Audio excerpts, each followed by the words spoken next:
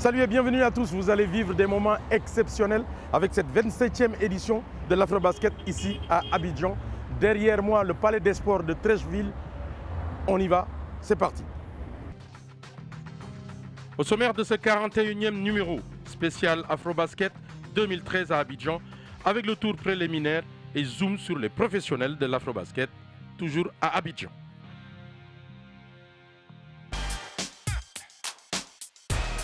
Nous sommes donc maintenant à l'intérieur du Palais des Sports de Treichville. Tout devrait se jouer ici. Je vous propose de partir tout de suite pour le premier tour. Service second qui a fait le son, hein.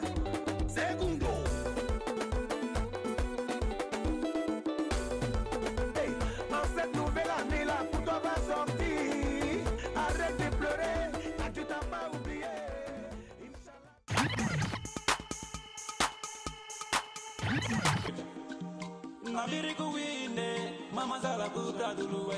Dans le groupe A, la confrontation entre le Sénégal et la Côte d'Ivoire est devenue maintenant un rendez-vous habituel de l'Afrobasket. En effet, depuis 2007 en Angola, les éléphants de Côte d'Ivoire l'ont toujours remporté. À Abidjan 2013, Solo Diabaté et ses coéquipiers ont encore démontré face à leur adversaire du jour leur supériorité, en l'emportant dès le premier quart-temps 18-14. Grâce à leur jeu intérieur, les Ivoiriens vont maintenir la cadence et atteindre la mi-temps sur le score de 29-26. C'est lors du troisième quart-temps que les éléphants se détachent en obtenant un écart de 13-0 et un score de 47-32.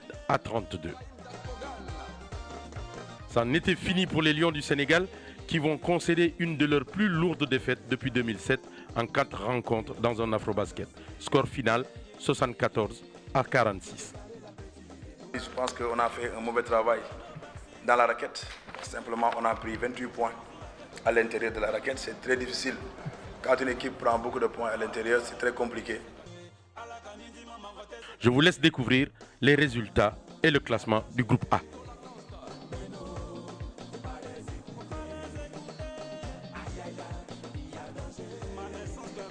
Dans le groupe B, le champion d'Afrique, la Tunisie, a connu des moments difficiles.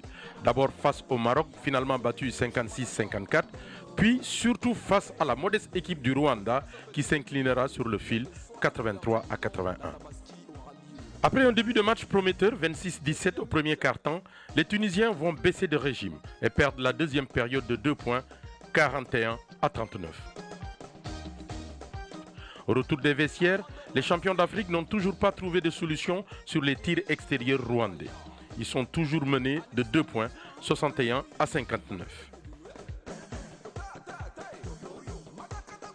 Mais dans un sursaut d'orgueil, ils obtiennent le nul dans le dernier quart-temps. 5 minutes de prolongation permet à la Tunisie de l'emporter 83-81.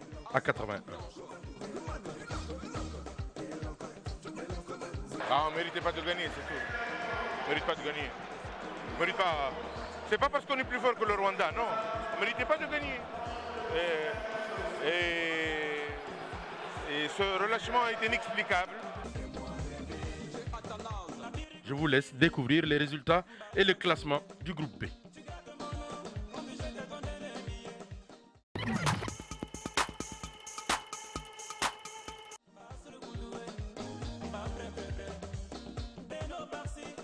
Le match à ne pas manquer sous aucun prétexte dans ce groupe D.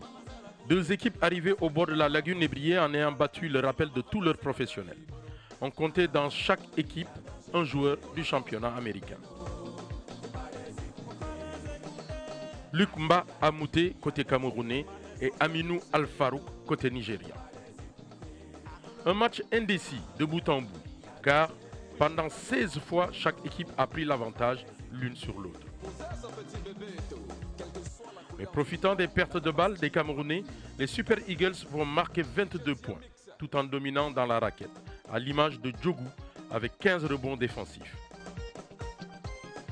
Jouant à merveille la contre-attaque, les Nigérians vont contrarier les Lions indomptables, même si ceux-ci ont été dominants avec les joueurs de banc.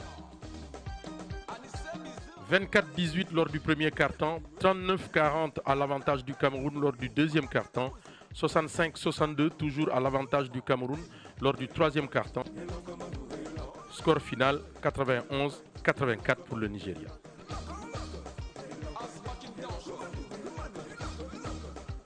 Très bon match, le Nigeria c'est une grande équipe. Nous le savions, n'est-ce pas, quand on a approché cette rencontre. Donc maintenant il faut seulement qu'on regroupe et qu'on se prépare pour la prochaine rencontre. C'est un tournoi, c'est une compétition et on doit rester prêt et prêt à jouer. Je vous laisse découvrir les résultats et le classement du groupe D.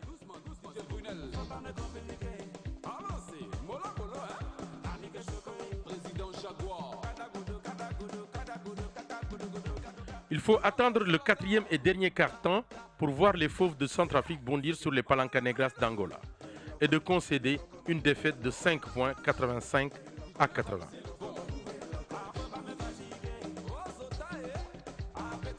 Depuis le début de la partie, les Angolais très efficaces dans la raquette vont maintenir le score à leur avantage. 20-12 à l'issue du premier quart-temps, 43-34 à la mi-temps.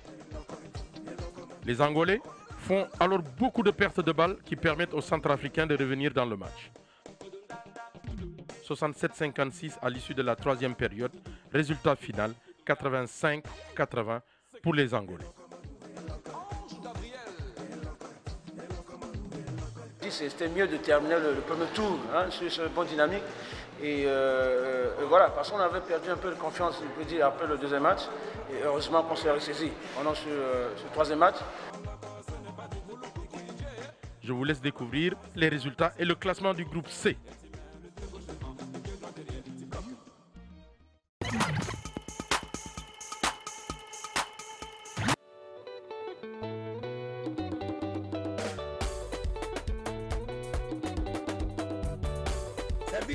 Les huitièmes de finale de cette 27e édition de l'Afrobasket Abidjan 2013 ont donné des surprises.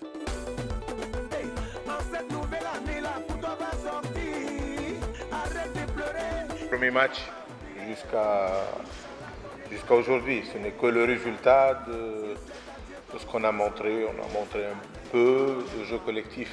Et là, aujourd'hui, on commence bien le match. Physiquement, ils ne sont pas là. Je ne sais pas si c'est le physique, si c'est le mental, parce que physiquement, avec la préparation qu'on a faite, je crois qu'on devait être beaucoup mieux que ça.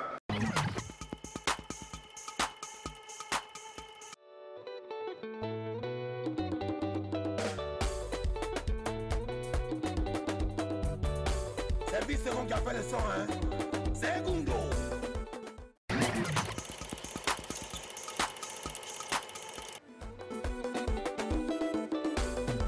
Hey, en cette nouvelle année là, pour toi va sortir. Arrête de pleurer, car tu t'as pas oublié. Inch'Allah, ton étoile va briller cette année. S'il plaît à Dieu, toi aussi tu seras. La déception, elle est ce qu'elle est. Mais il faudrait, n'est-ce pas, donner un grand coup de chapeau, n'est-ce pas, à la Côte d'Ivoire qui a remporté une très bonne bataille. Et nous leur souhaitons simplement bonne chance pour la suite de la compétition.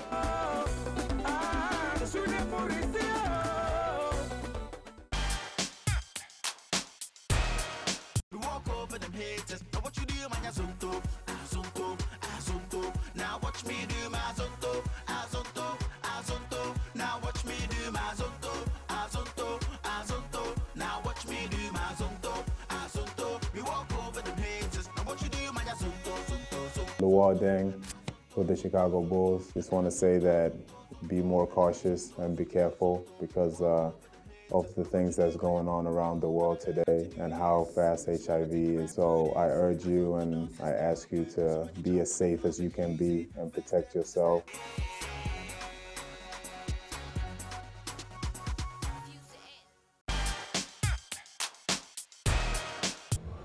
Lors de cette 27e édition Abidjan 2013, toutes les équipes ont battu le rappel de leurs professionnels. Nous allons profiter de la présence de 2 joueurs de la NBA pour savoir ce que ces joueurs ont apporté à leur équipe. C'est parti. 46 joueurs évoluant en Europe dont les 2 tiers sont en France, dans les différentes divisions allant de la Pro A à la nationale. 7 joueurs venus d'Asie. Enfin, 21 joueurs venant des USA, dont 2 du fameux championnat américain, la NBA. À eux deux, tout seuls, ils ont élevé le niveau de cette édition du championnat d'Afrique des Nations Abidjan 2013. L'essentiel, c'est pas d'avoir le joueur NBA, mais c'est de comment le joueur NBA s'adapte dans l'équipe et améliore l'équipe. Je me rappelle encore avec des journalistes qui me demandaient ouais, pourquoi tu ne fais pas des performances individuelles superbes. C'est vrai, tu peux faire des performances individuelles superbes. Le niveau individuel est moins élevé que celui de la NBA, mais ce qui compte, au final, c'est si vous gagnez ou pas. Tu peux venir et marquer tous les points que tu veux, faire tout ce que tu veux en termes de statistiques, mais si vous ne gagnez pas, ça ne compte pas. Donc pour moi, l'essentiel, c'est si vous avez un joueur NBA qui sait s'adapter et augmenter le potentiel de l'équipe ou augmenter la valeur compétitive de l'équipe, ça c'est le plus important. My expectation is for us to play hard every night, to give our fans, give our country a reason to cheer for us, and I believe that we've done it. Le sort a décidé que les deux stars de la NBA, Luc Mbah a Moute des Sacramento et Aminou Al-Farouk des New Orleans Pelicans soient opposés lors du dernier match de qualification pour la première place du groupe. Le Nigérian est sorti vainqueur du duel avec 12 points et 3 rebonds permettant à son équipe de l'emporter 91 à 84. It was a great moment. I really enjoyed the matchup. I enjoyed every part of it. I'm glad my team came out victorious because that's what's most important. Le Camerounais Luc Mbah Moute, malgré ses 18 points et ses 3 rebonds, reconnaît sportivement les qualités de son adversaire. Je pense qu'Al-Farouk c'est un très bon joueur, je pense qu'il a fait un très bon match de départ et je pense que c'est un joueur clé pour l'équipe du Nigeria et je lui souhaite beaucoup de bonnes chances. Dans l'absolu, les entraîneurs sont largement satisfaits de l'apport des professionnels qui ont donné un plus au niveau de la compétition.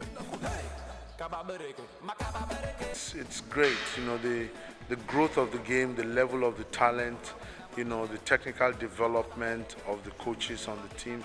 You know, it's wonderful to see. I've been to quite a number of tournaments, like you said, you know, and it keeps getting better and better. The quality of players keeps improving. The technical input from the benches keep getting better and better. Voilà, Afrobasket, c'est fini que pour la première partie. On se retrouve dans notre prochain numéro pour la demi-finale et de la finale. Allez, ciao.